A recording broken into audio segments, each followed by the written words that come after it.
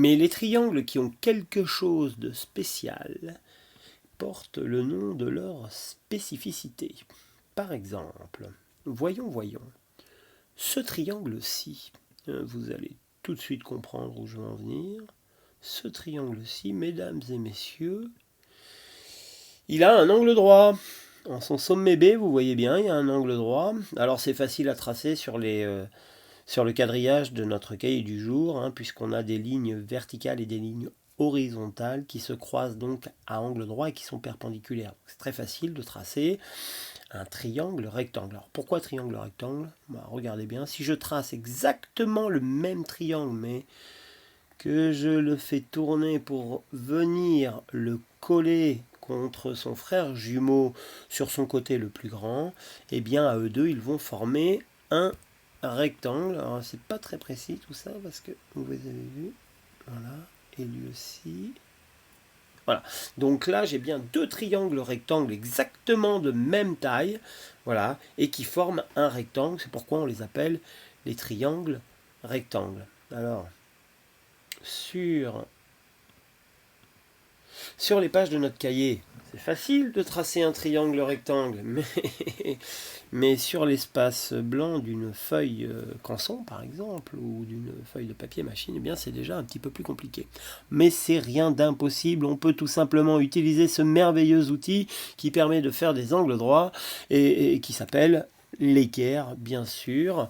Malheureusement, moi j'ai pas vraiment d'équerre. Alors j'ai bien une mesure d'angle ici qui me permet de tracer des angles droits, mais je préfère utiliser la fameuse technique du compas. Voilà, tout simplement. Donc je trace une droite, je prends un point de la droite, n'importe où, et depuis ce point, je trace un cercle. Donc le point sur la droite va servir de centre au cercle que je viens de tracer. Et puis je trace un deuxième cercle en utilisant un autre point de la droite. Je ne suis pas obligé de faire un cercle de la même taille. C'est pas obligé. J'ai plutôt l'habitude de faire ça, mais c'est pas obligé. Quand j'ai ces deux cercles, voilà, qui trouvent leur centre chacun sur un des points de la droite et qui se croisent, j'identifie, hein, je repère les points d'intersection des deux cercles entre eux, et je trace une droite, voilà, qui passe par ces deux points. Et là, vous pouvez voir que j'ai deux droites perpendiculaires. Voilà. Je vais effacer les points qui gênent un peu la lecture. Voilà, je les efface. Voilà.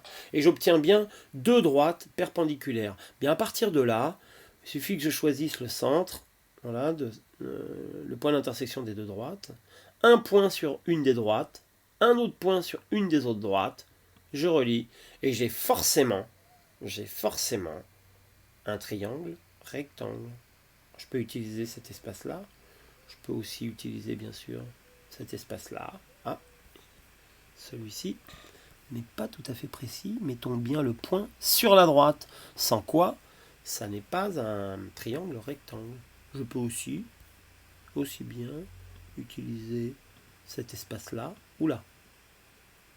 Voilà, cet espace-là.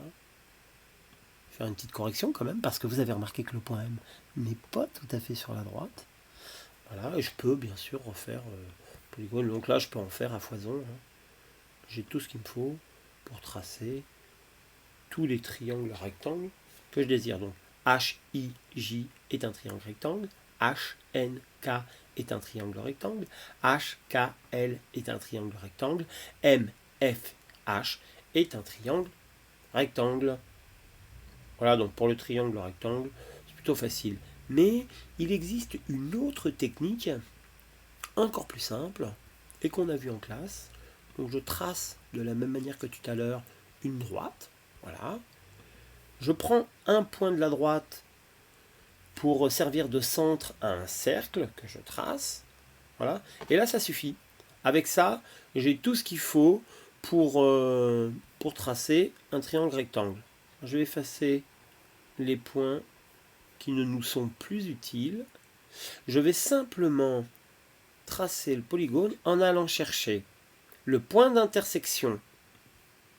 Je vais mettre ma figure bien au milieu, voilà. Je vais chercher le point d'intersection de la droite avec le cercle, n'importe quel point du cercle, n'importe lequel, celui-là par exemple, et l'autre point d'intersection de la droite avec le cercle. J'ai plus qu'à relier. Eh bien, mesdames et messieurs, le triangle DEF, maintenant, presque, voilà, le triangle DEF, mesdames et messieurs, est un triangle rectangle. Et je peux choisir n'importe quel point qui se trouve sur le cercle, du moment que j'utilise les deux points d'intersection pour tracer un triangle. Alors je prends n'importe lequel, bim, celui-là par exemple. Ben, vous pouvez vérifier, vous pouvez y aller. Ici j'ai un angle droit. Ici j'ai un angle droit. Je peux recommencer avec n'importe lequel de ces points-là. Celui-ci. Et oui, ici encore, j'ai un angle droit. Voilà, j'adore cette technique. Je trouve ça un peu magique de voir apparaître des angles droits alors qu'on n'a presque rien demandé. Bim. Voilà, c'est hyper simple et ça marche à tous les coups. Voilà. Donc ça aussi, c'est très facile.